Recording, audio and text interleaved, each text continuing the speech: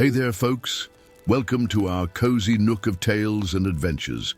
Today, like every episode, we're unlocking the doors of imagination to explore new worlds, meet fascinating characters, and experience unique emotions.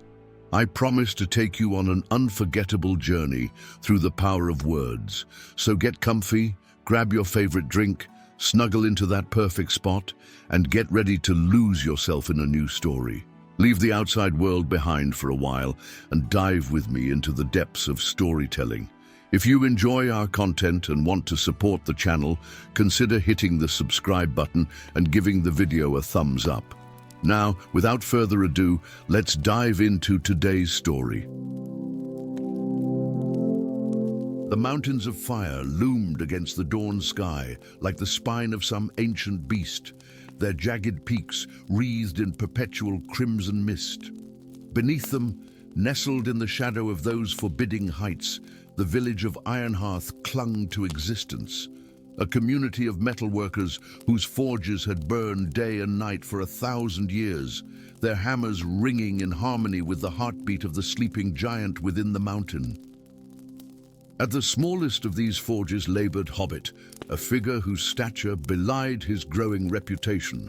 Standing barely 4 feet tall, with unusually hairy feet that left curious prints in the forge's soot-covered floor, he moved with a deliberate grace around his anvil.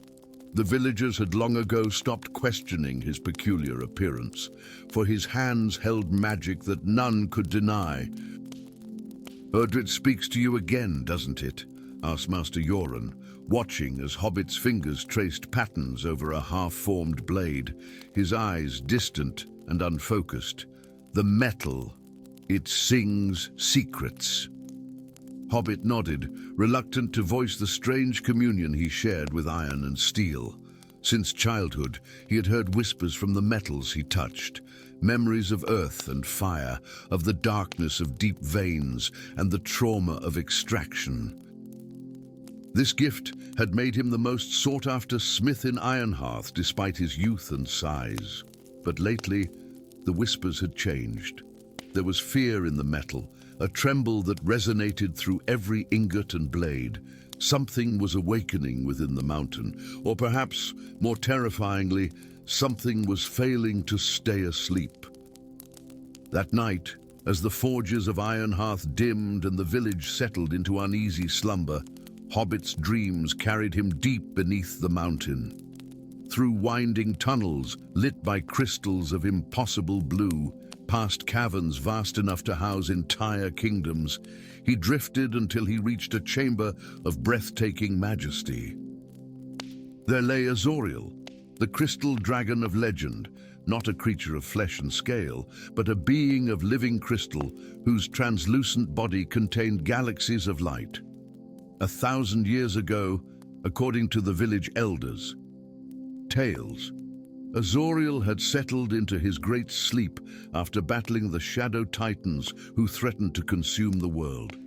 His slumber maintained a delicate balance between realms, his dreams weaving the barrier that separated order from chaos.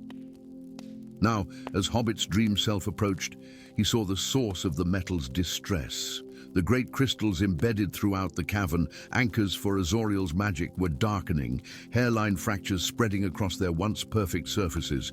"Little smith with the listening heart," came the dragon's voice, resonating not through the air but directly into Hobbit's mind. "The seals weaken, my strength fades.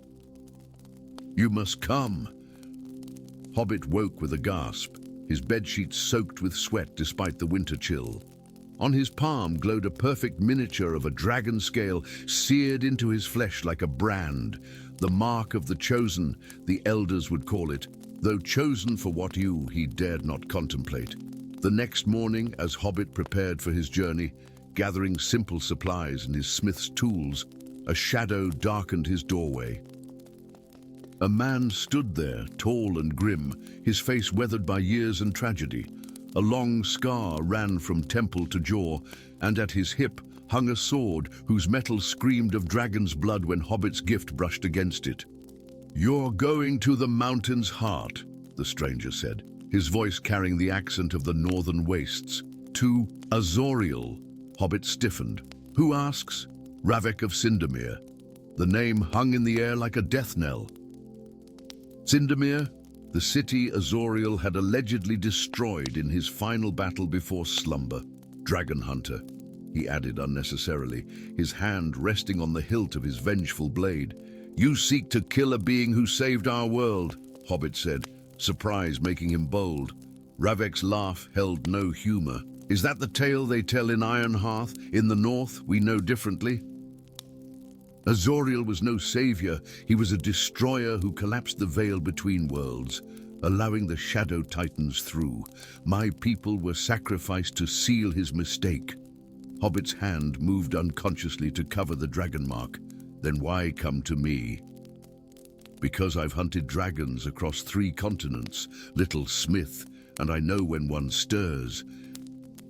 The signs are unmistakable. Earth tremors, crystals failing, dreams that reach across distances." Ravek's eyes narrowed. "And I know he would choose a vessel to help him should he weaken. Someone with an affinity for Earth's elements." A tense silence stretched between them before Ravek continued, "I will not stop you from going to him. In fact, I mean to accompany you. To kill him the moment we arrive." Hobbit concluded. "Do you understand?" Ravek corrected. "1,000 years is a long time to sustain hatred. I wish to hear his words before I decide his fate." And so, an unlikely alliance was formed. The diminutive smith with the gift of metal speaking, and the towering dragon hunter whose family had perished in ancient fire. Together they ascended the treacherous paths of the mountains of fire, through passes where the air itself seemed to burn, and across fields of volcanic glass that reflected distorted versions of themselves. Their journey led them through the petrified forest, where trees of solid stone still bore the expressions of agony from the moment of their transformation. Here, Hobbit's gift revealed unexpected insights. The stone trees whispered of a cataclysm not of Azoriel's making, but of something that had pursued him, hungering for the magic he contained. As they traversed the ruins of Vathek's Folly, an ancient observatory whose broken towers still reached desperately for the stars, they encountered the first evidence of the cult Azoriel had warned of in Hobbit's dreams. Robed figures performed rituals at crystal nodes jutting from the earth, siphoning the pale blue energy into ornate receptacles.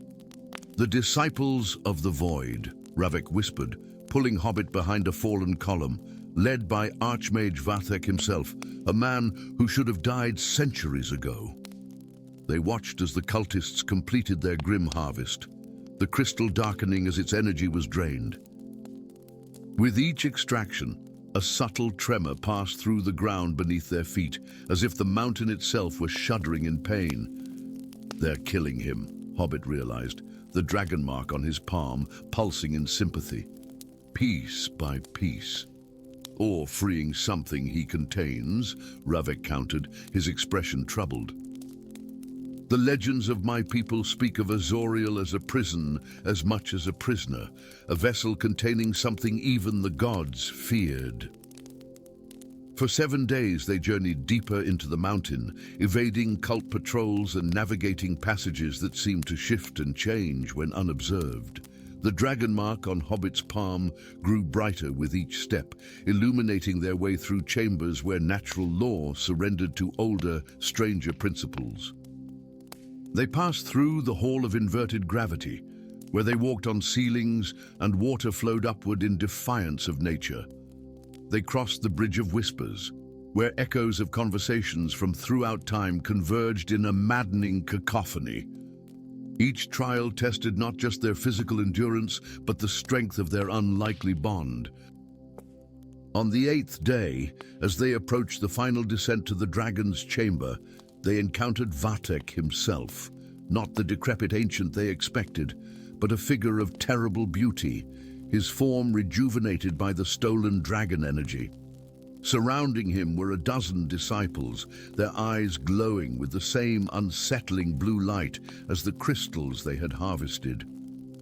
The vessel arrives, Vathek announced, his voice carrying the resonance of deeper caverns. Right on schedule. Vessel. Hobbit stepped forward, the dragon mark blazing against his skin. Did you think Azoriel chose you for your courage, little smith, for your pure heart? Vathek's laugh echoed unnaturally. He chose you because your body can contain what his can no longer hold. The key to the Shadow Realm, the portal he has guarded for a millennium. Ravek unsheathed his blade, its edge gleaming with ancient enchantments. Stand aside, Vathek. Whatever you seek to unleash, I seek to claim what is rightfully mine. The Archmage roared, his composure fracturing. The knowledge of universes beyond our own, the power to reshape reality itself. Azoriel stole it from the Shadow Titans, sealed it away where none could reach it. But now he weakens, and the prize will be mine. Battle erupted in the narrow passage, Ravek's blade dancing with deadly precision against the disciples' crystal-tipped staves. Hobbit, lacking size and training for direct combat, instead pressed his hands against the stone walls, calling to the metal veins within, begging them to remember their ancient shapes. The passage responded, stone flowing like water to trap several cultists, metal filaments emerging to bind others. But Vathek himself proved untouchable, his stolen power deflecting every attack. With a gesture, he sent Ravek flying against a wall, the dragon hunter crumpling in a heap of broken armor.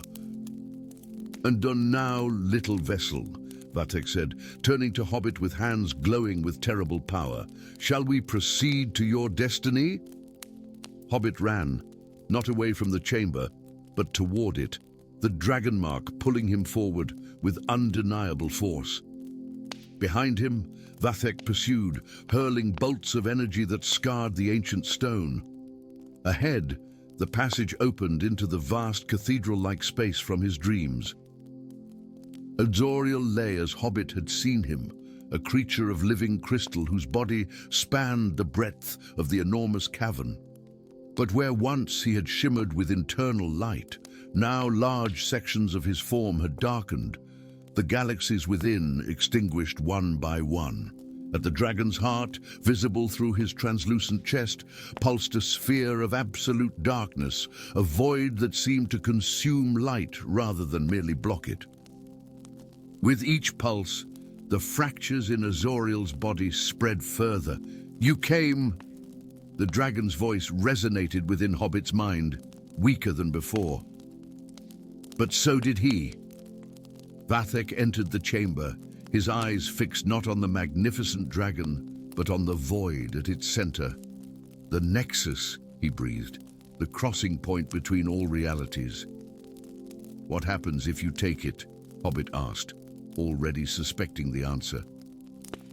"This world ends," Azoriel replied simply, his mental voice audible to both now and all others with it.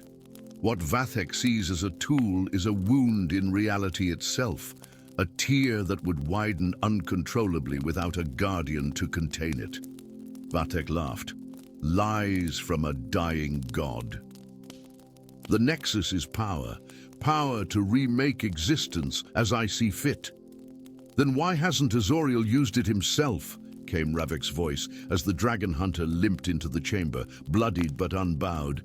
1,000 years holding infinite power, never once using it. What creature of greed shows such restraint? Doubt flickered across Vathek's perfect features. In that moment of hesitation, Hobbit pressed his hand against Azoriel's crystalline form, the dragon mark aligning perfectly with a depression in the surface. Knowledge flooded through the connection, the truth of Azoriel's sacrifice, the nature of the void he contained, the price of its continued imprisonment. Hobbit understood at last why he had been chosen. Not for his strength or courage, but for his empathy. His lifelong ability to hear the suffering in metal and stone, to understand the language of elements. He cannot hold it much longer. Hobbit said quietly. The void must transfer to a new guardian. Ravek stepped forward, his ancestral hatred transformed by understanding. Then I will... No, Hobbit interrupted. It must be me. The mark chose me for a reason. As Vathek lunged forward with a cry of rage, Hobbit pressed his hand deeper into the crystal.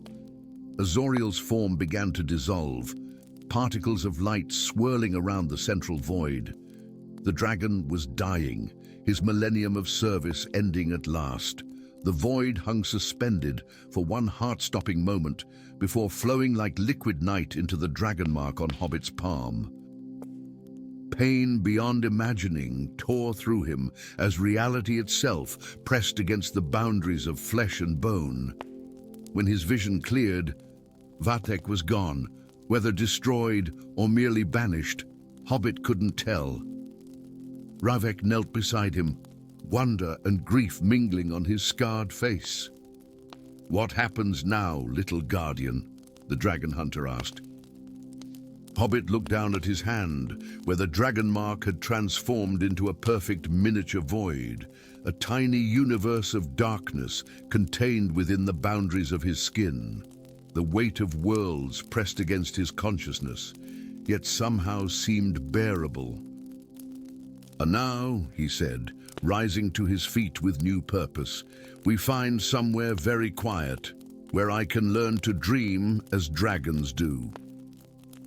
And deep within the mountain that would become his sanctuary, Hobbit the Smith, now Hobbit the Guardian, began his vigil, holding back the darkness between worlds with nothing but the strength of his small, determined heart. Story 2.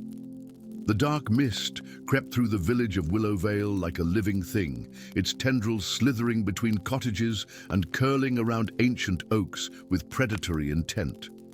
Unlike ordinary fog born of river and morning chill, this umbral haze devoured sound and warmth, leaving only hushed whispers and bone-deep cold in its wake. Those caught within its embrace emerged changed, if they emerged at all, their eyes hollow and their memories fractured like shattered glass. Hobbit watched from the shelter of the village's last standing watchtower as the mist consumed the home where he had lived for all his 20 summers. His small stature, barely 4 feet tall with unusually hairy feet that had earned him his nickname since childhood, allowed him to remain hidden from the villagers who hurried past with their bundled possessions, fleeing the advancing darkness that had already claimed half the realm of Eldoria. "It's coming faster now," he whispered to himself, clutching the weathered pendant that hung around his neck, a family heirloom whose origins his grandmother had always spoken of in hushed, reverent tones. The silver disc, etched with a constellation unknown to modern astronomers, burned against his skin with unnatural warmth. A gloved hand clamped suddenly over his mouth. "Silence, little one," hissed a voice in his ear, low and urgent. "The mist has ears." Hobbit's world exploded into motion as he was dragged backward, away from his vantage point and down a trap door he had never noticed despite years of playing in this very tower as a child. Darkness enveloped him, broken only by the faint blue glow emanating from his captor's staff, illuminating a face lined with years and weighted with regret. "Master Gareth," Hobbit recognized the wandering mage, who occasionally visited Willowvale, trading minor enchantments for food and shelter. "What are you—" "No time," Gareth interrupted, pulling Hobbit through a narrow tunnel that burrowed deep beneath the village. "The Shadow Lord knows the celestial mark has awakened. His wraiths will be hunting for you even now." "Wraiths? Mark? What are you talking about?" Hobbit stumbled over uneven ground, his shorter legs struggling to match the mage's urgent pace. Gareth paused at a junction where crystalline formations cast prismatic patterns across the stone walls. His weathered face, half hidden beneath a silver-streaked beard, betrayed a mixture of fear and desperate hope. "Look at your chest, Hobbit," where the pendant rests. Hobbit pulled aside his homespun shirt to find an impossible sight, the constellation from his pendant, now etched upon his skin in lines of soft, silver light, pulsing in rhythm with his heartbeat. "The mark of the Guardians," Gareth explained, his voice dropping to a tone approaching reverence. "Not seen in Eldoria for 1,000 years, since the last of the Lightbearers fell, defending Drakenhelm against what I foolishly unleashed."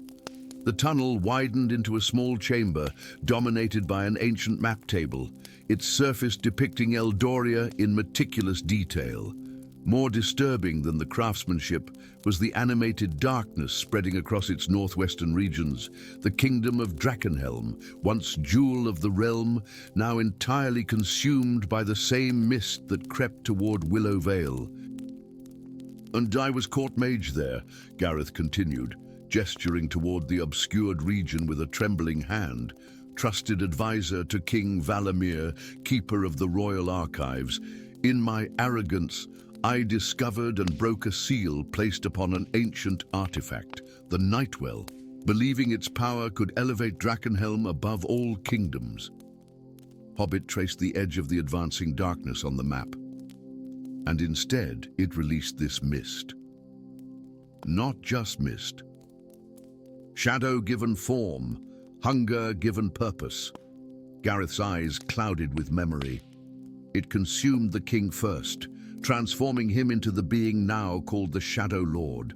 Then the court, the guards, the citizens, all twisted into wraiths that serve his will, or worse, consumed to feed his growing power. And now it's consuming all of Eldoria. Hobbit's voice remained steady despite the horror building in his chest. "But what has this to do with me?" "I'm no one. Just an orphan raised by his grandmother, a village oddity too small for fieldwork and too clumsy for crafting." Gareth's aged fingers gripped Hobbit's shoulders with surprising strength. "You are the last descendant of the Guardians of Light, those who forged the stellar crown that once protected our realm from ancient darkness. Your bloodline was hidden, scattered after the fall of Drakenhelm to protect the prophecy that when darkness returned, so too would the crown-bearer."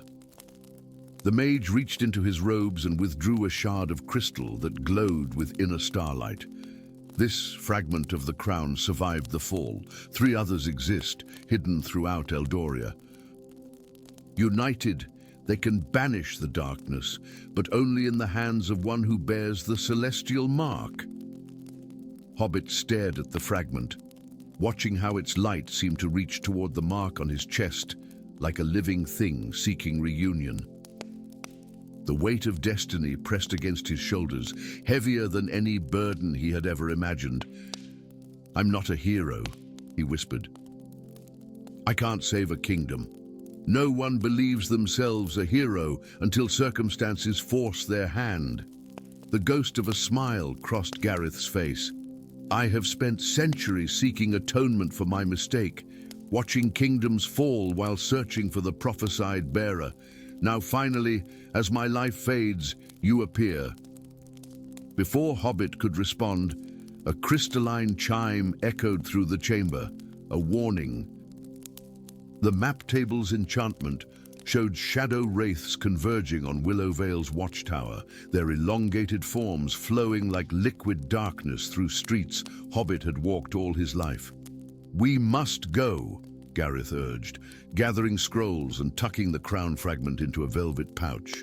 "The eastern passage will lead us beyond the village, toward the Whispering Forest.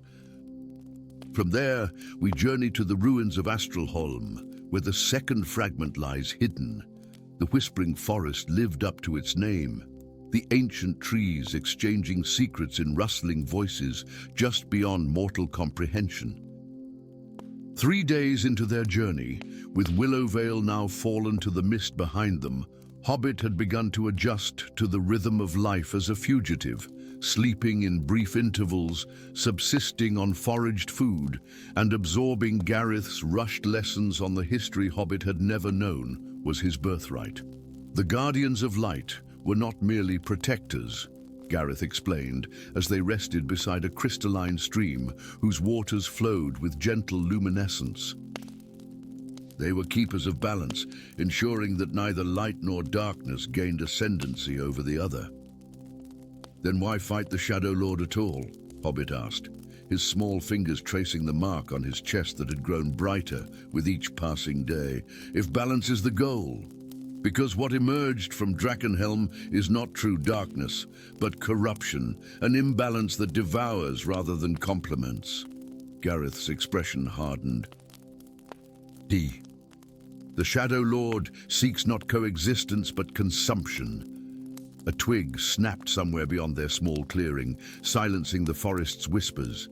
Both travelers froze, Gareth's staff rising as arcane syllables formed on his lips. From between ancient trees stepped a hooded figure, tall and graceful, with a bow of polished ebony drawn and aimed directly at Hobbit's heart.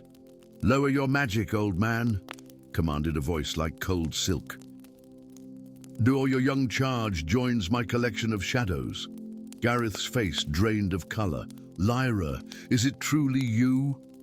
The hood fell back, revealing a woman of striking beauty, skin pale as moonlight, hair dark as midnight, and eyes that shifted between violet and black, like the spaces between stars. Most disturbing was the faint shadow that clung to her form, moving sometimes in opposition to her physical body. The daughter of the Shadow Lord remembers you, betrayer," she replied, her bow unwavering. "Father has promised your suffering will be legendary." "Daughter?" Hobbit's voice emerged before he could consider wisdom. "The Shadow Lord was once King Valamir.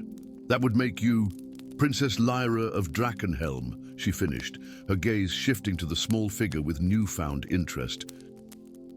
"Though titles mean little when your kingdom is consumed by living darkness and your father exists as something between man and nightmare." Gareth slowly lowered his staff. "Lyra, you survived the transformation. How is this possible? Everyone else in the castle became wraiths or worse?" A bitter smile curved her lips. "Perhaps because I was not in Drakenhelm when you broke the seal, old teacher. I was in the Eastern Territories, studying with the Star Sages, as you yourself arranged. By the time I returned, my home was already lost." Her bow lowered fractionally. "I carry the Shadow's touch, but not its dominion." Hobbit studied her with growing fascination. Where the wraiths they had glimpsed were corruptions, twisted parodies of human form, Lyra retained her humanity despite the darkness that danced around her edges. Something about her resonated with the mark on his chest, creating a counterpoint to its steady pulse. "The crown fragments," he said suddenly, understanding blooming. "They're not just pieces of a weapon against the darkness, they're keys to restoring balance, to saving your father, not destroying him." Lyra's bow lowered completely, surprise replacing her cold hostility. "And what do you know of the stellar crown, little one?" Gareth stepped between them protectively. "He is the bearer, Lyra, the last guardian, bearer of the celestial mark." For the first time, uncertainty flickered across her perfect features. "Show me," she demanded. Hobbit opened his shirt, revealing the silver constellation that now spread further across his chest, its light pulsing more vigorously in Lyra's presence. To their astonishment, shadows gathered at her throat in response, forming a negative image of the same pattern, darkness where Hobbit bore light. "It cannot be," she whispered. "The prophecy speaks of twins, light and shadow, who together would restore what was broken." "Half-truths," came a new voice, ancient and resonant, from the shadows behind Lyra. A figure materialized, not through the forest but from within the darkness itself, tall and regal, bearing a crown of twisted shadows upon a face that might once have been handsome before corruption hollowed its cheeks and blackened its eyes. "Father," Lyra breathed, dropping to one knee. The Shadow Lord of Drakenhelm regarded his daughter with what might have been tenderness before his gaze settled on Hobbit, recognition and hatred battling across features not fully human. "The bearer appears at last," he intoned, his voice echoing as if from a great distance. "Come to save us all with Gareth's pretty lies." Gareth raised his staff, though his hand trembled visibly. "Valamir, if any part of you remains—" Silence. The forest darkened at the Shadow Lord's command, trees groaning as shadow wrapped around their ancient trunks. "You who released the darkness, who fled rather than face your crime, who now seek redemption through this half-creature," he gestured contemptuously toward Hobbit. "What lies has he told you, bearer? That I am corruption incarnate? That the stellar crown will destroy me and save Eldoria?" The Shadow Lord laughed, a sound like breaking glass. "The crown was never meant to banish darkness, but to control it, to place power in the hands of the so-called guardians of light." Hobbit stood his ground despite terror threatening to freeze his limbs. "Then what is the truth?" "The guardians were not protectors but conquerors," the Shadow Lord continued, circling the small clearing. They bound the ancient powers of Eldoria, hoarding magic for themselves. When King Valamir, when I, discovered their deception through records Gareth had overlooked, I sought to free our realm from their influence. The Nightwell, Hobbit realized, a reservoir of power created by the first peoples of Eldoria before the Guardians came with their false light. The Shadow Lord's form rippled with barely contained rage. "And I opened it willingly, never imagining that centuries of suppression had corrupted its essence into something." He gestured at his own twisted form, something hungry. Lyra rose slowly to her feet. "Father, the bearer might help us. The mark responds to both of us." Doubt flickered across the Shadow Lord's face, a moment of humanity breaking through the darkness. Before he could respond, the forest erupted with chaotic energy as wraiths poured into the clearing, surrounding the small group with writhing darkness. "Not my command," the Shadow Lord growled, genuine confusion in his voice as the wraiths pressed closer, ignoring even his authority. "Something else controls them now." In that moment of crisis, instinct overcame Hobbit's fear. He reached out simultaneously toward Lyra and the velvet pouch containing the crown fragment. As his fingers closed around both, light and shadow intertwined, creating a protective sphere around the four figures in the clearing. Within that suspended moment of balanced forces, a vision unfolded before them, the true history of Eldoria. Neither the Guardians' version nor the Shadow Lord's, but a complex tapestry of ambition, fear, and ancient powers beyond mortal comprehension. They saw the Nightwell not as weapon or salvation, but as a consciousness, an entity from beyond Eldoria's boundaries, imprisoned by the combined efforts of early Guardians and Shadow Walkers who once worked in harmony. "We were meant to maintain the balance together," Hobbit whispered as the vision faded, the mark on his chest now perfectly mirrored by the shadow constellation visible on both Lyra and her father. Light and shadow, neither dominating the other. But the Guardians betrayed their purpose, the Shadow Lord added, his form seeming more human within the sphere of balanced energies. They sought to eliminate darkness entirely, never understanding that without it, light becomes just as destructive. Gareth's aged face crumpled with realization. And in opening the Nightwell without proper balance, we released not just the darkness it contained, but the entity imprisoned within it. The true enemy is neither light nor shadow, but the void that consumes both. Around them, the wraiths pressed against the protective sphere with increasing frenzy, no longer servants of the Shadow Lord, but puppets of something deeper and more ancient. The entity, that had been waiting for centuries to escape its prison, using corruption as its key. The fragments, Lyra urged. If brought together not to dominate but to balance, could restore the seal, Hobbit finished, the certainty of destiny settling over him like a mantle despite his small stature. Not to imprison either light or shadow, but to contain the void between them. The Shadow Lord, King Valimir, emerging more clearly through the corruption, extended his hand toward Hobbit, an offer rather than a threat. Then we have a common purpose, bearer. Light and shadow, together as they were meant to be. As Hobbit's small hand clasped the much larger one of the being he had been told was his enemy, the sphere of balanced energy expanded outward, driving back the controlled wraiths and illuminating a path forward through the whispering forest. Not toward destruction or domination, but toward restoration and a truth far more complex than the simple tales of heroes and villains that had shaped Eldoria's divided history. For the first time since the mark had appeared on his chest, Hobbit felt the weight of destiny lighten, shared now between unlikely allies against a common threat that had manipulated them all. His journey was just beginning, but no longer would he walk it alone or in ignorance of his true purpose, not to destroy darkness, but to ensure that neither light nor shadow ruled unchallenged in the realm of Eldoria. Story 3. Dawn broke reluctantly over the ancient monastery of Azure Haven, its amber light filtering through stained glass windows to cast rainbow patterns across stone floors worn smooth by centuries of shuffling feet. Perched precariously on the edge of a cliff overlooking the vast kingdom of Braelwyn, the monastery stood as a silent sentinel, the last bastion of the Order of the Eternal Flame in the Eastern Territories.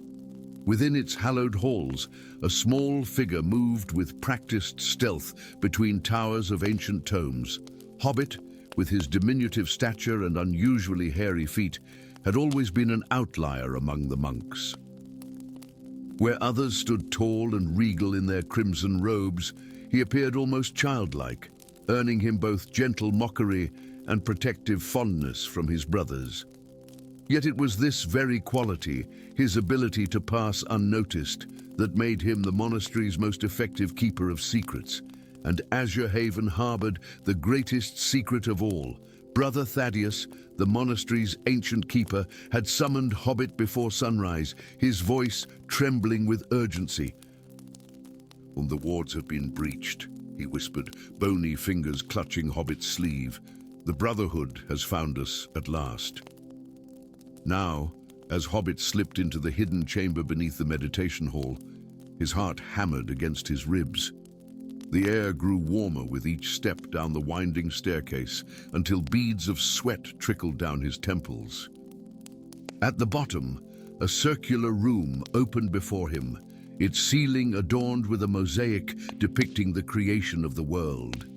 In the center, floating serenely above a pedestal of unmelting ice, burned a flame no larger than a child's fist, a dancing teardrop of light that shifted through colors no earthly fire could produce.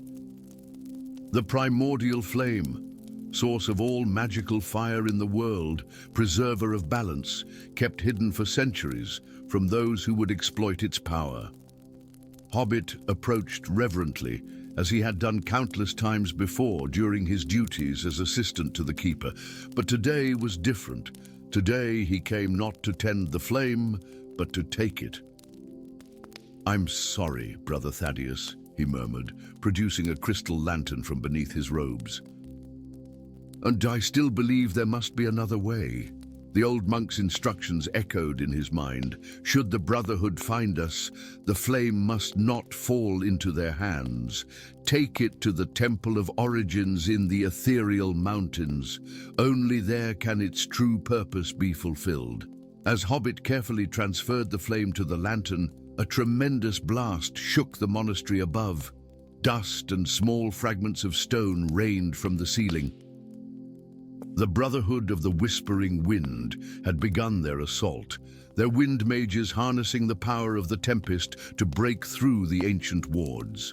With trembling hands, Hobbit secured the lantern and concealed it within his robes. The weight of responsibility settled upon his shoulders like a physical burden as he hurried toward the secret passage that would lead him out through the cliff face, away from the battle above.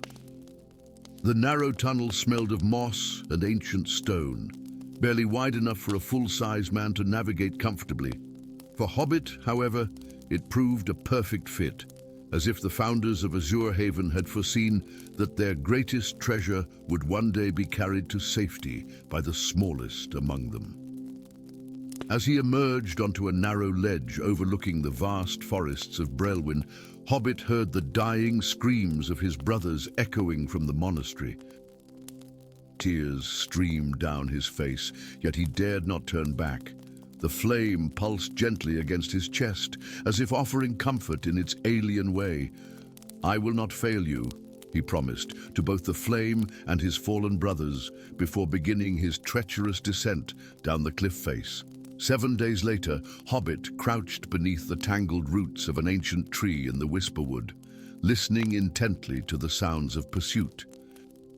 Hunters from both the remnants of the Order and the victorious Brotherhood scoured the countryside for any sign of the missing flame. Neither group knew who had taken it, only that it had vanished during the attack. His small size had proven a blessing.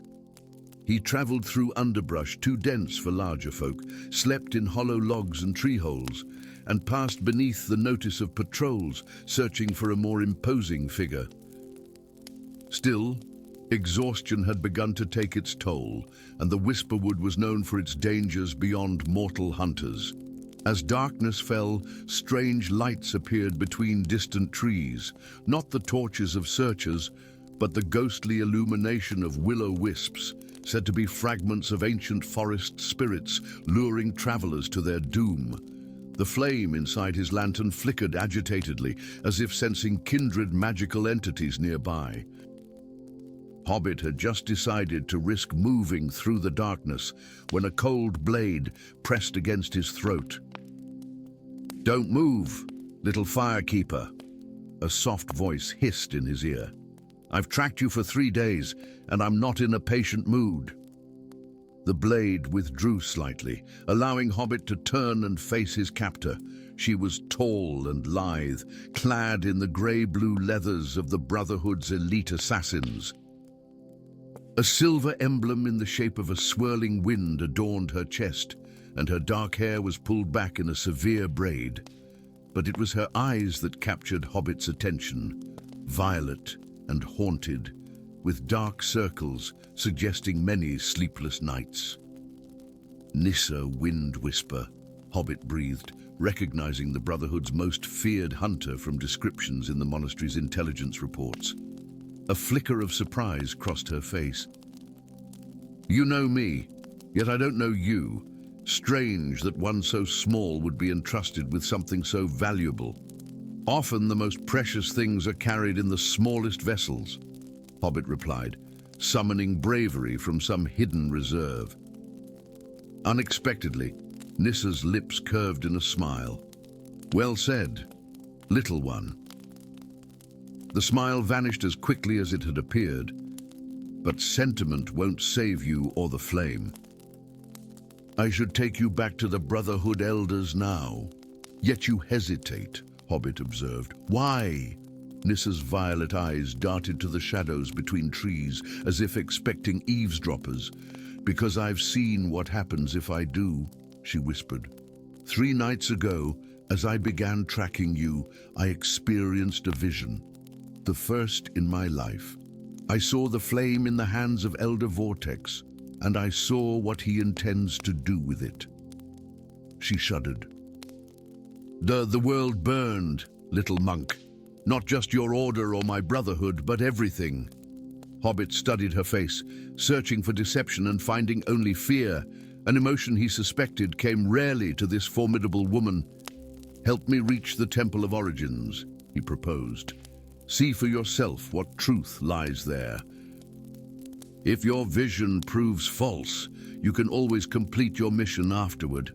Nissa considered this for a long moment before sheathing her dagger. The ethereal mountains are 2 weeks' journey from here, through territories patrolled by both our factions. You'd never make it alone. And with you, better odds, she conceded. Though still far from favorable, the unlikely companions traveled through landscapes of breathtaking beauty and terrible danger. They skirted the crystalline forest, where trees of living crystal chimed melodies that could entrance the unwary for eternity.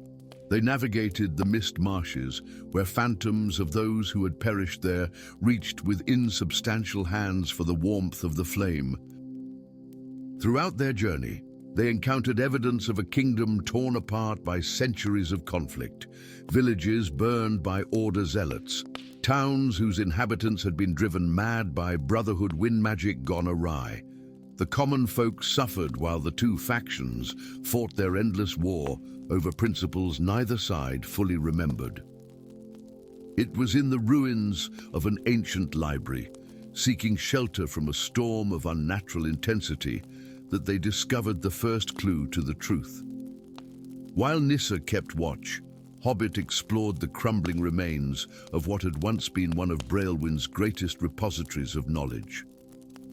In a chamber protected by fallen stones, he discovered a mural largely intact despite the centuries, a circular painting depicting robed figures standing unified around a central flame. What struck him most were their emblems, a combined symbol showing fire and wind intertwined. "Nissa," he called softly, "you need to see this." She studied the mural with growing disbelief.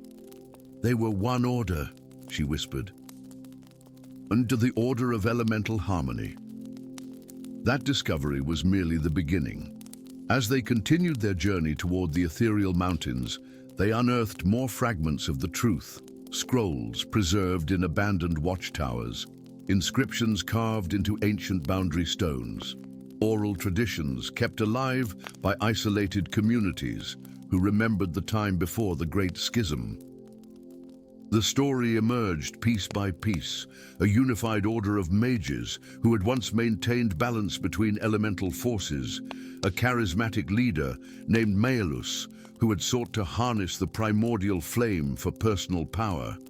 His betrayal and the battle that had split the order into 2 opposing factions, and the centuries of manufactured hatred that had followed, each side blaming the other for the cataclysm that had nearly destroyed the realm.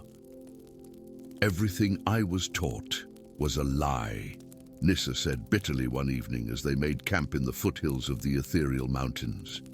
"The Brotherhood leaders must know the truth. They've been using this conflict to maintain their power."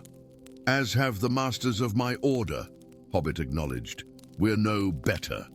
The flame pulsed in its crystal container, its light seeming to grow stronger as they neared their destination.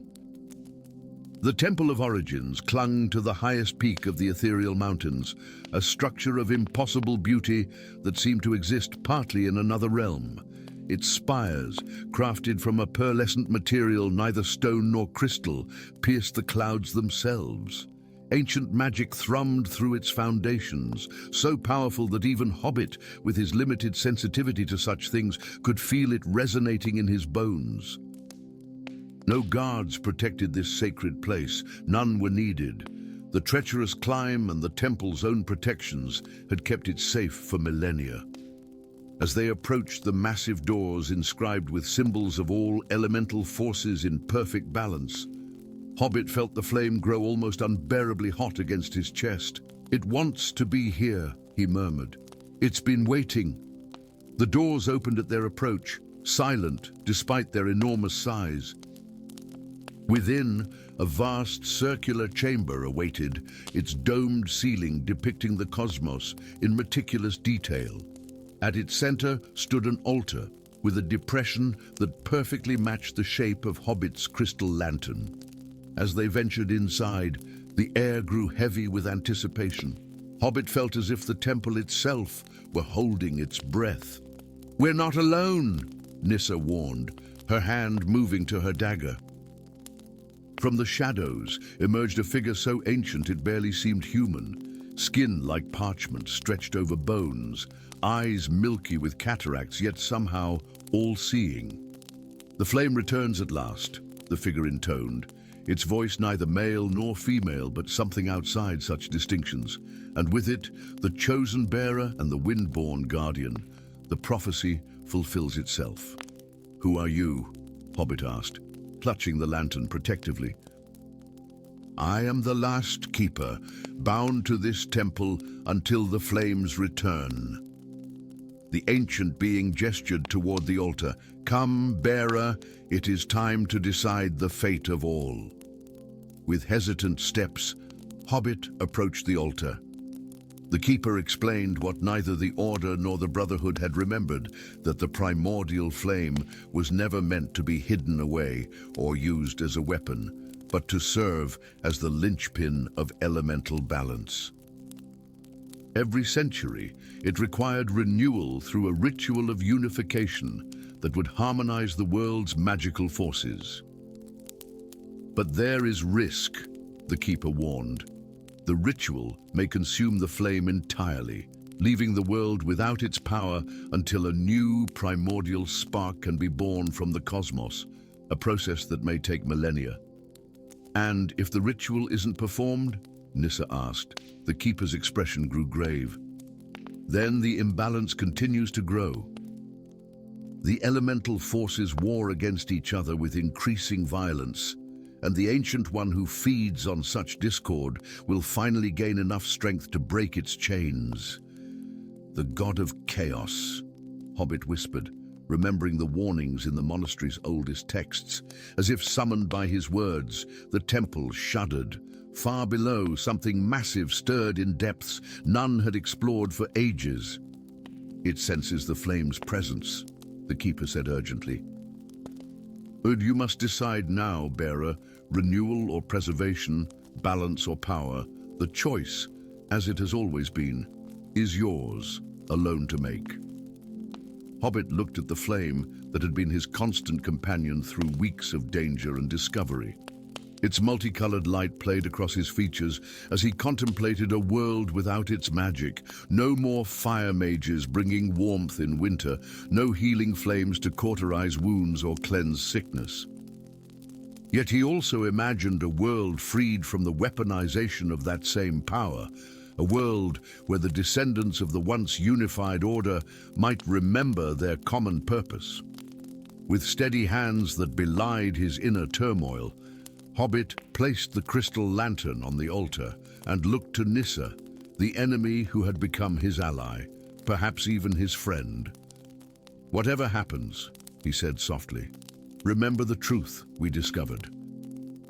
Make sure others know it too." Then he opened the lantern, allowing the primordial flame to merge with the ancient enchantments of the Temple of Origins, its light expanding to illuminate futures both bright and dark, balancing on the knife edge of a small being's momentous choice. Story 4.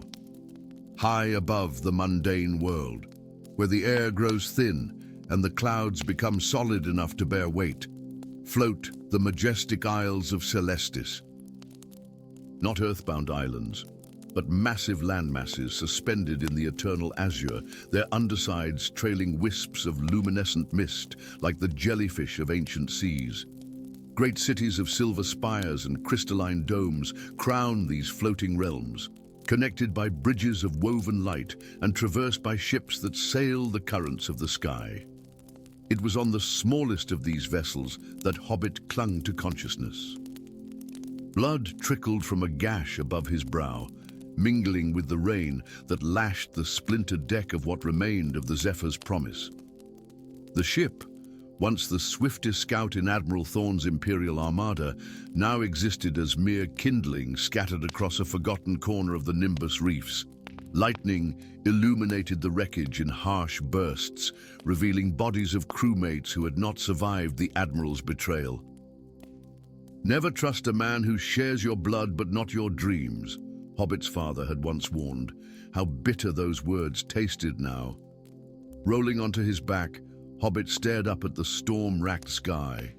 Strange, he thought, how the rain seemed to avoid his chest where his tattered shirt lay open. Stranger still was the faint blue luminescence emanating from his skin. With trembling fingers, he wiped away the rainwater to reveal an intricate pattern etched across his torso, constellations he recognized from years of celestial navigation, connected by lines that formed no chart he had ever studied. The pain of this discovery was interrupted by the approaching hum of skyship engines. Through the veil of rain appeared a vessel unlike any in the Imperial fleet, sleek and dark as midnight, its sails capturing winds that didn't exist, propelled by engines that glowed with forbidden etheric fire. "The Wind Corsairs," Hobbit whispered, his heart sinking. To survive his uncle's betrayal only to be captured by the most notorious sky pirates of the Outer Drift seemed a cruel joke of fate. A rope ladder unfurled from the hovering ship, and down it climbed a figure dressed in leather and silk of deepest purple. Landing gracefully on the broken deck, the newcomer surveyed the wreckage with eyes that gleamed silver in the gloom, partially hidden beneath a cascade of raven hair. "You've made quite the mess, little navigator," said the woman, her voice carrying the accent of the Far Isles. "Though I suspect it wasn't entirely your doing." Hobbit tried to rise, failed, and settled for a defiant stare. "If you're looking for plunder, Captain Selene, I'm afraid Admiral Thorn already claimed anything of value, including the lives of my crew." The infamous captain's eyebrows rose slightly. "Do you know me? Yet I don't recall making your acquaintance. Every navigator worth their compass knows the silhouette of the Midnight Revenant," Hobbit replied, gesturing weakly toward her ship, "and the reputation of its captain." A smile touched Selene's lips. "Then you know I take only what interests me." Her gaze fell to his exposed chest, where the star map pulsed with increasing brightness. "And at present, little navigator, you are by far the most interesting thing in these skies." The Midnight Revenant's medical chamber smelled of herbs and ozone, strange remedies from a dozen different isles, mixed with the crackling energy of etheric healing devices. Hobbit lay on a table of polished obsidian as the ship's physician, a tall man with features suggesting distant draconic ancestry, examined the map etched into his skin. "The mark appeared after the crash?" Captain Selene asked, studying the patterns with unconcealed fascination. "Yes," Hobbit confirmed, "though I suspect it may have been there all along, invisible until now." "Until the betrayal," Selene corrected.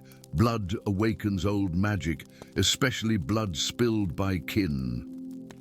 The physician, Varos they called him, nodded sagely. "This is no ordinary star chart. These constellations," he traced a finger above Hobbit's skin, careful not to touch the glowing lines. "Some exist in our skies, others I've never seen. And these symbols at the connecting points, they're in the ancient tongue." "Can you read them?" Hobbit asked. "Fragments only. This one speaks of the first light, this one of the veil between worlds, and this," he pointed to a spiral pattern over Hobbit's heart, "says simply, 'The Return.'" Captain Selene's expression darkened. "The stellar tides are due to begin in 7 days, the first in a century powerful enough to reveal the path to Avalonia." The primordial isle. Hobbit sat up, wincing at the pain that shot through his ribs. That's a children's tale. The birthplace of magic, floating at the center of creation. No navigator has ever found evidence it exists. No navigator has ever worn its map upon their skin, Selene countered.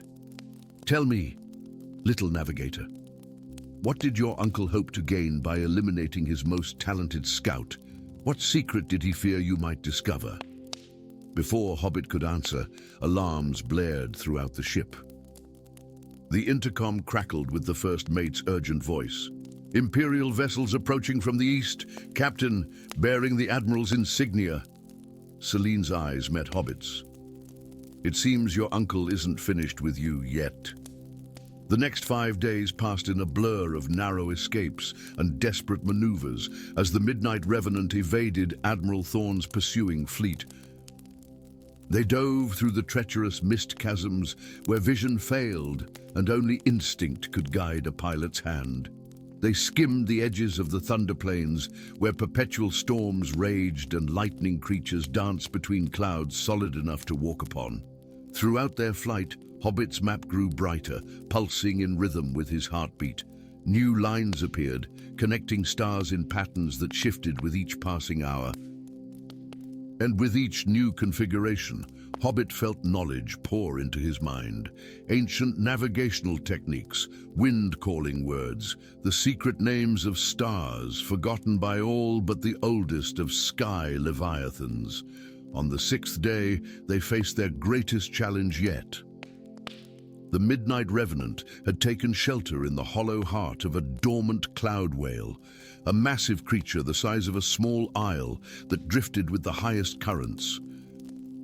But their sanctuary became a trap when a ghostly armada emerged from the dimensional fog that sometimes cloaked these altitudes. "Wraith ships," Celine hissed, watching the translucent vessels through her spyglass. Echoes of ships lost between worlds during previous stellar tides. The phantom fleet encircled them, their spectral crews visible as shimmering outlines performing the same actions for eternity. At their center floated a galleon of impossible proportions, its hull decorated with the bones of creatures that had never known the touch of terrestrial ground. "The Tempest Eternal," Varos whispered with reverence and fear. "Lost 500 years ago while pursuing the path to Avalonia." As the ghostly ships closed in, the map on Hobbit's chest burned with cold fire. Without conscious thought, he stepped to the ship's wheel, gently moving aside the helmsman. His hands caressed the worn wood as he closed his eyes and began to sing, not in any tongue taught by mortal teachers, but in the primordial language of wind and star. The Midnight Revenant responded, its sails billowing with energies unseen. The phantom ships parted before them like mist before the morning sun. As they passed the spectral galleon, its ethereal captain, a figure tall and proud despite the centuries, turned toward Hobbit and offered a solemn salute. "He recognizes the map-bearer," Celine said quietly, standing at Hobbit's shoulder. "They were seeking what you now carry." That night, as the first stars of the stellar tides began to fall like silver rain across the heavens, Hobbit stood alone on the observation deck. Each shooting star that streaked across the sky caused another portion of his map to pulse in response. Piece by piece, the final configuration was revealing itself. "Why me?" he asked the empty air. "Of all the navigators in Celestis, why am I the one bearing this map?" "Because your bloodline was chosen long ago," came Celine's voice from behind him. She approached, carrying an ancient scroll case fashioned from what appeared to be the horn of some mythical beast. "Just as mine was chosen to guard this." Inside the case lay a key of strange design, neither metal nor crystal, but something between both states, shifting subtly as if alive. "The Starfall key," she explained. "Passed down through generations of my family, with instructions to guard it until the map-bearer appeared during the Great Tide." Her silver eyes studied him intently. "I've spent my life preparing for your arrival, little navigator. Building my reputation, my crew, my ship, all to be ready when the time came." "Ready for what?" Hobbit asked, though a growing part of him already knew the answer. "To unlock Avalonia, of course." Celine's expression was solemn. "To face what waits there, be it salvation or doom." On the 7th day, as the stellar tides reached their crescendo, the sky itself seemed to ripple and part before the Midnight Revenant. Following the now complete map that burned across Hobbit's skin, they sailed through a curtain of falling stars into a realm between realms. There, suspended in a bubble of reality untouched by the normal flow of time, floated Avalonia, not the paradise of legend, but a hollow shell of an isle, its center occupied by a sphere of swirling energy bound by massive chains forged from solidified starlight, a prison. Hobbit breathed, understanding flowing through him with the map's power.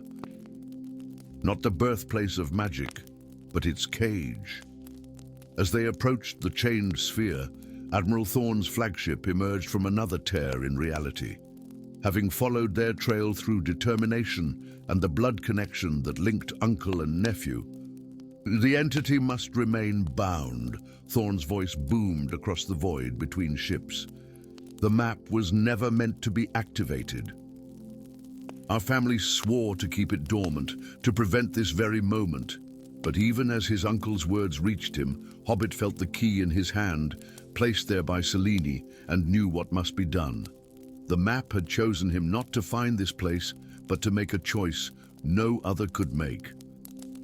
Standing at the bow of the Midnight Revenant, with Admiral Thorne's weapons charging and Captain Selene waiting expectantly at his side, Hobbit faced the greatest decision of his small but significant existence. The key could lock the entity away forever, sealing the breach between dimensions that the stellar tides had created. Or it could release what was imprisoned, unleashing power that could rewrite the very fabric of their world, for better or worse. As stars rained down around him and the map on his skin reached its brightest illumination, Hobbit made his choice, one that would echo across the floating isles of Celestis for generations to come, transforming a small navigator of humble origins into either the realm's greatest hero or its final chronicler. Story 5. Beyond the veil of ordinary perception, where reality folds upon itself like pages of an ancient grimoire, stands the labyrinth of forgotten realms. Its impossible architecture of spiraling corridors and chambers that defy the laws of nature has remained hidden from the chronicles of the known world, until now. In the humble village of Willowglen, nestled between rolling hills and ancient forests, lived a peculiar scribe named Hobbit. His small stature and hairy feet marked him as different from the tall, graceful villagers who tolerated his presence with a mixture of amusement and dismissal. What Hobbit lacked in height, he compensated with an insatiable curiosity that often led him to the dustiest corners of Master Eldrin's library, where he worked cataloguing forgotten tomes and faded scrolls.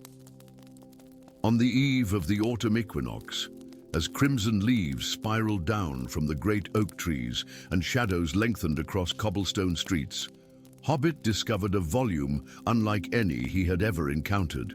Bound in what appeared to be dragon skin, iridescent scales still embedded in the leathery cover, the book radiated a subtle warmth against his fingertips. Most peculiar of all, its pages were blank, save for a single line of shimmering text that appeared as he opened the cover. The chronicler awaits the final chapter. Hobbit's heart quickened. He traced the elegant script with his finger, marveling at how the ink seemed to shift like liquid silver beneath his touch. As darkness cloaked the library and the distant bells of Willowglen tolled midnight, additional words materialized on the page. Elegant script flowing across parchment as though an invisible hand guided the quill. The key lies within the one who reads these words. A tingling sensation spread from Hobbit's fingertips up his arms. The room around him began to blur, melting like wax beneath a flame. He clutched the book tightly as the floor beneath his feet dissolved, and he fell, not downward, but inward, tumbling through layers of reality that peeled away like onion skins. When the world solidified again, Hobbit found himself standing in a vast circular chamber with walls of polished obsidian that reflected distorted versions of himself. Doorways of various shapes and sizes lined the perimeter, some resembling traditional arched passages, others appearing as shimmering portals or windows into landscapes that could not possibly exist side by side. Another wayfarer lost between stories, came a deep voice from behind him. Hobbit spun around, clutching the book to his chest. A tall warrior stood before him, his armor an amalgamation of styles from different epochs, bronze greaves paired with a breastplate of sculpted steel, a helm adorned with feathers of a bird Hobbit had never seen. A scar ran from his left temple to his jaw, silver against tanned skin. "I am Alaric, once shield-bearer to King Thorn of Avaloria," the warrior said, studying Hobbit with eyes that held centuries of weariness. "Though I suspect that name means nothing to you, as my kingdom was erased from history long ago." "Erased?" Hobbit's voice echoed in the chamber. "How can an entire kingdom be erased?" Alaric's laugh held no humor. "The same way words can be struck from a page. Come, little scribe. You carry the Codex Infinitum. We have much to discuss, and the labyrinth does not take kindly to those who linger too long in one place." As they traversed corridors that seemed to rearrange themselves behind them, Alaric explained the nature of their prison. The labyrinth was no mere maze, but a repository, a carefully constructed prison holding fragments of realities that had been consumed by an entity known only as the Chronicler. "Once a mortal like ourselves," Alaric said, as they crossed a bridge spanning an abyss filled with floating islands, each bearing miniature castles and forests, the Chronicler discovered the power to absorb stories.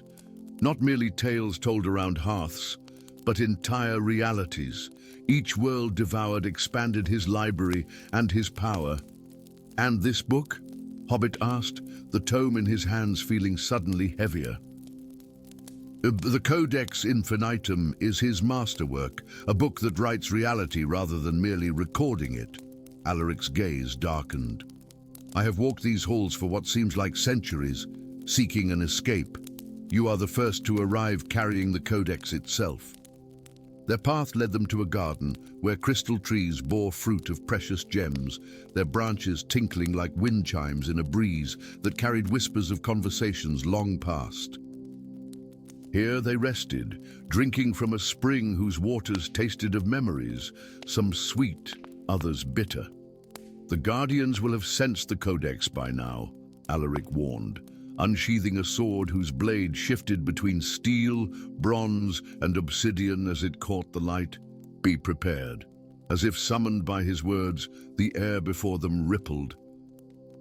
From the distortion emerged a figure composed of parchment and ink, a humanoid form whose body constantly rearranged itself, words and sentences flowing across its surface like rivers.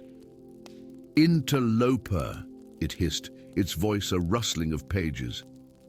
"The unwritten cannot be permitted to hold the pen." More guardians materialized, creatures born of corrupted memories and fractured stories. A knight whose armor was partially translucent, revealing the absence of a body within. A dragon whose scales were pages torn from ancient tomes, edges singed and curling with flame. A child with eyes like inkwells, tears of midnight flowing down porcelain cheeks. As Alaric engaged them with his metamorphic blade, Hobbit noticed something disturbing. Each time a guardian fell, words appeared in the Codex, describing the encounter in perfect detail. The book wasn't merely recording events, it was completing itself. Through chambers defying comprehension they fled. Rooms where gravity pulled in multiple directions, corridors that looped impossibly back on themselves, halls where reflections moved independently of their sources. Throughout their journey, Hobbit noticed his own reflection changing subtly, becoming both more and less familiar.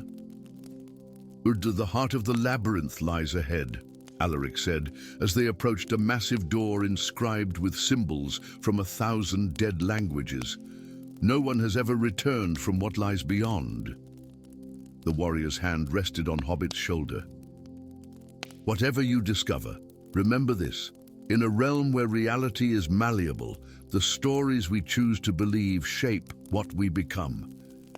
With those cryptic words, Alaric stepped back, his form becoming increasingly transparent until he vanished entirely, leaving behind only the echo of his voice. The ending has always been yours to write. Alone now, Hobbit placed his palm against the ancient door. It swung open silently, revealing a circular chamber whose walls were lined with countless books, each one bound in material resembling human skin. At the center stood a desk of polished bone, and seated behind it, a figure whose features shifted constantly between those of an old man, a young woman, a child, and other visages too strange to comprehend. "My son returns at last," the figure said, its voice a chorus of thousands speaking in unison. Hobbit's blood ran cold. "I am not your son, but you are my creation," the chronicler replied, rising from the desk. "Fashioned in the image of the child I lost when my world was the first to be consumed.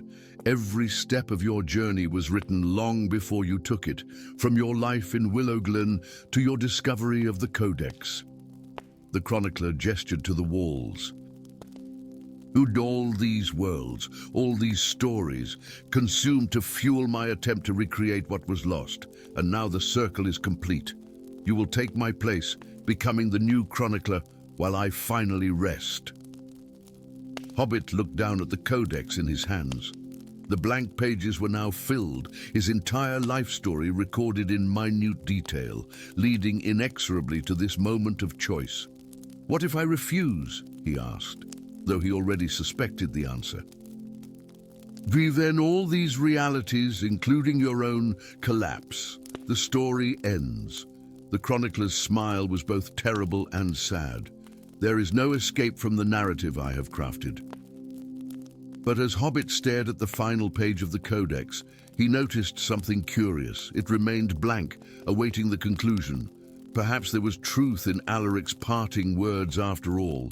If reality here was shaped by stories, with sudden clarity, Hobbit understood. He was indeed a creation of the chronicler, but stories often outgrow their creators.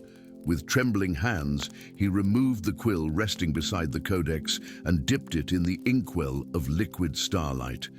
Upon the final page, he began to write. And so the scribe named Hobbit realized that to destroy the chronicler would only continue the cycle of consumption.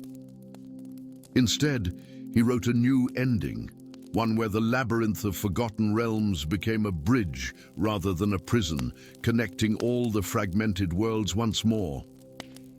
As the words flowed from his quill, the chamber around him began to transform. Walls became transparent, revealing the countless realities beyond, no longer imprisoned but interconnected, a tapestry of worlds restored to their rightful place in the cosmic order. The chronicler's form flickered, neither disappearing nor remaining as it was, but transforming into something that could exist within the new paradigm Hobbit had written, a guardian of connections rather than a consumer of stories. "You have written well," the transformed entity acknowledged, its voice now a single, gentle tone. "Better than I ever could." As the last words dried on the page, Hobbit felt the labyrinth reshaping itself around him. No longer a maze of dead ends and impossible architectures, but a library of infinite doorways, each leading to a world restored, waiting to continue its own tale. Hobbit closed the codex, its purpose now fulfilled. The story had ended exactly as it should, not with destruction or domination, but with restoration and possibility. For isn't that the true power of stories?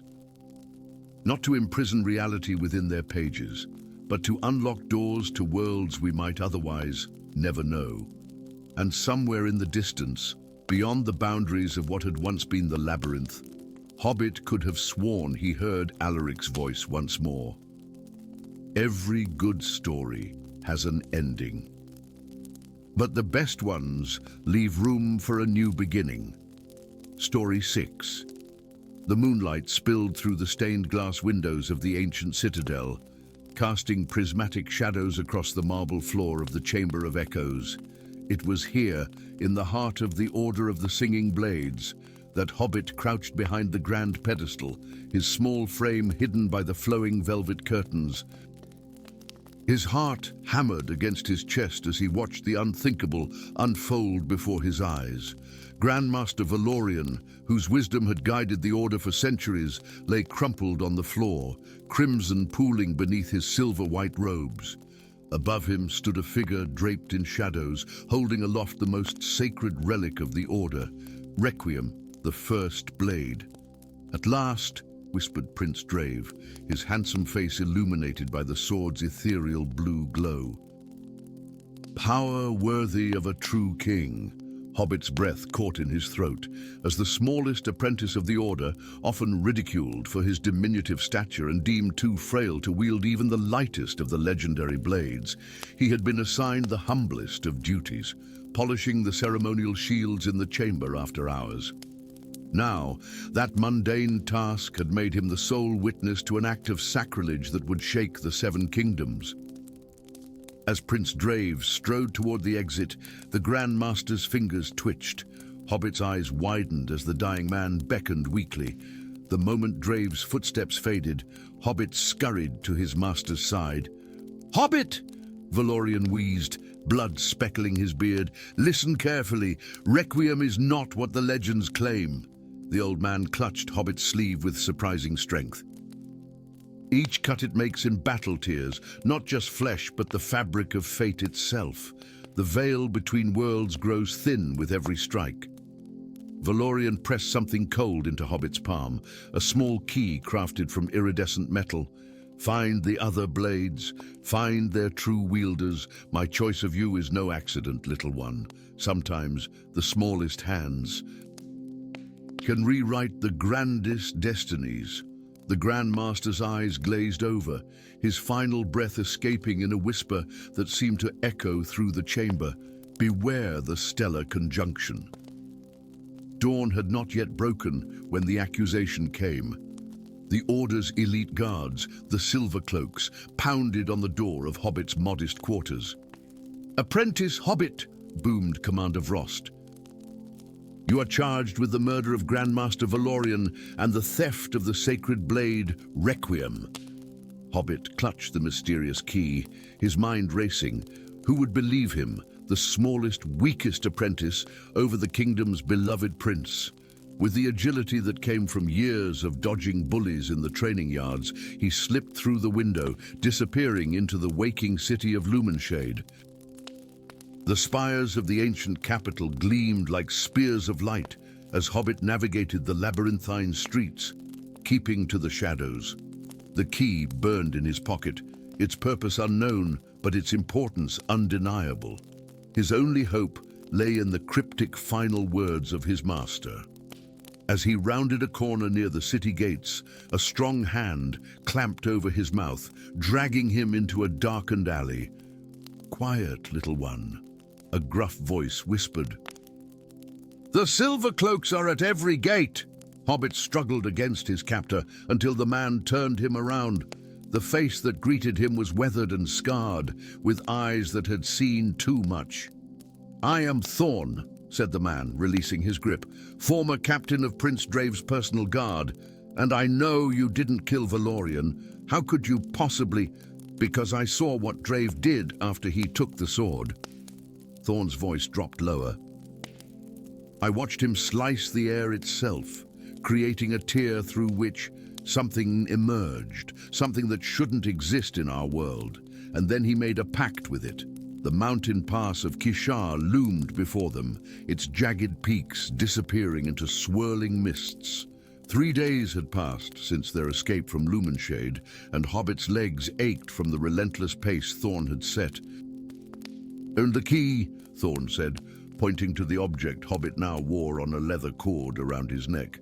"It's star-shard metal, exceedingly rare. I've only seen it once before, in the archives beneath the royal palace."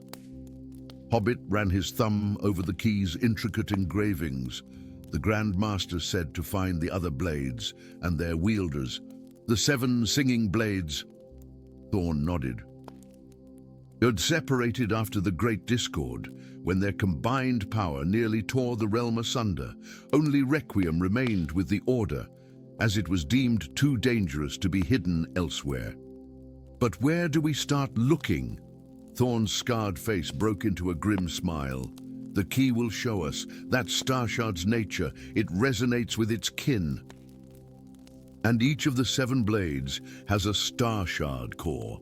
As they ascended higher into the mountains, the key began to hum softly against Hobbit's chest, its metal warming. By nightfall, they had reached a small village nestled in a hidden valley. The hum had grown to an insistent vibration. Somewhere close, Hobbit whispered. The village was a collection of simple huts surrounding a central well. As they approached, an old woman stepped out of the shadows, her blind eyes milky white. "I've been expecting you, Blade Seeker," she said, her voice cracking like autumn leaves. "The sword has been singing all day, calling to its brother." She led them to her humble dwelling and pulled aside a worn tapestry, revealing a gleaming sword mounted on the wall. Unlike the ornate Requiem, this blade was slender and unadorned, its edge impossibly sharp. Whisper, she named it, the second of the 7. "Why do you have it?" Thorn asked suspiciously. The old woman's laugh was like ice breaking. "I am Lyra, former oracle of the Eastern Sanctum. I didn't choose the blade. It chose me many years ago, when darkness first stirred beneath Prince Drave's ambition." "Will you come with us?" Hobbit asked. "We need to find the others before the stellar conjunction." Lyra tilted her head. "The conjunction is in 3 weeks' time, when 7 stars align above the spire of ascension, a moment when the barriers between worlds are at their thinnest." She reached out, her gnarled fingers finding Hobbit's face with uncanny precision. But why would the Grandmaster choose one so small for such a monumental task? Hobbit had asked himself the same question countless times since fleeing the Citadel. "I don't know," he admitted. "I was nothing special in the Order, just an apprentice too small to wield the practice swords properly." "Perhaps," Lyra smiled, "that is precisely why you were chosen." The following weeks passed in a blur of hidden roads and secret passages as the key led them across the realm. One by one, they found the remaining blades and their unlikely bearers. Fury, wielded by Kess, a one-armed blacksmith whose forge produced the finest armaments in the 7 kingdoms. Mercy, in the hands of Elion, a disgraced healer exiled for practicing forbidden arts. Tempest, carried by Nyx, a notorious thief whose nimble fingers could steal the stars from the sky. Shadow, guarded by Vex, a desert nomad whose tribe had been massacred by Drave's forces. And finally, Honor, discovered in the possession of Princess Isolde, Drave's own sister, who had faked her death to escape her brother's growing madness.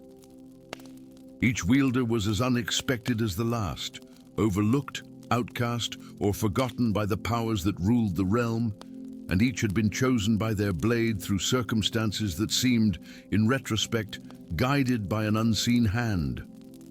As the night of the stellar conjunction approached, their unlikely company gathered in the ruins of an ancient temple outside Lumenshade. The key around Hobbit's neck now burned with constant heat, its hum risen to a melodious chime that resonated with the 6 assembled blades. "We still don't understand why the Grand Master chose me," Hobbit said, watching the others prepare for the coming confrontation.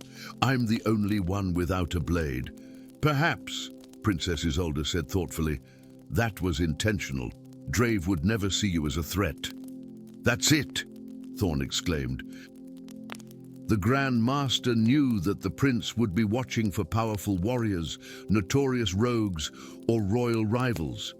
But a small apprentice, overlooked and underestimated, could move unseen, Lyra finished, gathering together those who could truly challenge him. Hobbit considered this, But even with all of you together, how can we defeat Requiem? It's said to be the most powerful of all the blades. Not the most powerful, Lyra corrected.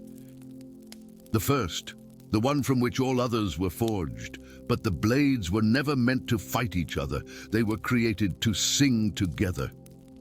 The spire of ascension pierced the night sky like a needle threading the stars. At its summit, Prince Drave stood with Requiem raised high, its blade gleaming with an unnatural light as the 7 stars moved into alignment overhead. Around the base of the tower, creatures of shadow and mist gathered, entities from beyond the veil, called forth by Drave's bargain. Tonight, Drave's voice rang out, amplified by some eldritch power. I remake the world. With a swift motion, he slashed Requiem through the air. Reality itself seemed to split, creating a yawning tear through which a swirling darkness could be glimpsed. The tear widened as Drave cut again and again, each stroke allowing more of the otherworldly darkness to seep into the realm. Now, Hobbit signaled. The 6 wielders stepped forward from their hiding places, blades drawn. As one, they plunged their swords into the earth in a circle around the spire, a resonance built between them, the blades beginning to hum in harmony. Drave's laughter echoed from above. Too late, little conspirators. The veil is already torn. Hobbit stepped into the center of the circle, the key glowing white-hot against his chest. The blades were never meant to divide, he called out, repeating Valorian's final lesson, which he had found inscribed inside a hidden compartment within the key. They were forged to protect. He raised the key high. Sing, he commanded. The humming of the blades rose to a crescendo, their music weaving together in complicated harmonies. The key shattered in Hobbit's hand, its fragments dissolving into motes of light that swirled around him. In that moment, he understood. The key was not just a locator, but the final piece. The 7th blade was never lost, he whispered. It was hidden in plain sight. Light coalesced in his hands, forming a sword unlike any other, radiant as dawn, yet substantial as steel. Harmony, the 7th blade, sang in his grasp, its voice completing the melody begun by its siblings. Above, Drave's expression twisted in fury. Impossible! No one so small could wield such power.